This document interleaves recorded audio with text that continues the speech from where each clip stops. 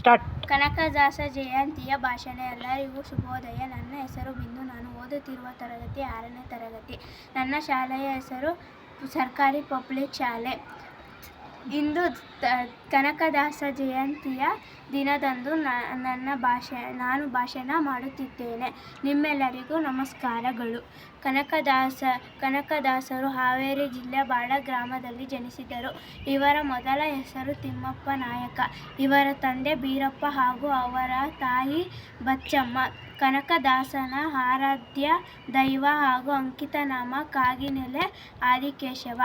ಕನಕದಾಸರು ಯುದ್ಧವೊಂದರಲ್ಲಿ ಸೋತು ವೈರಾಗ್ಯ ಉಂಟಾಗಿ ಹರಿಭಕ್ತರಾದರಂತೆ. ಕಾಗಿನೆಲೆಯ ಆದಿಕೇಶವರ ಅಂಕಿತದ ಮೂಲಕ ಕೀರ್ತನೆಗಳನ್ನು ರಚಿಸಿ ದಾಸ ಸಾಹಿತ್ಯಕ್ಕೆ ಅಪೂರ್ವ ಕೊಡುಗೆಯನ್ನು ನೀಡಿದ್ದಾರೆ. ಕನಕದಾಸರ ಜಯಂತಿಯ ನವೆಂಬರ್ 8ರಂದು ಕನಕದಾಸ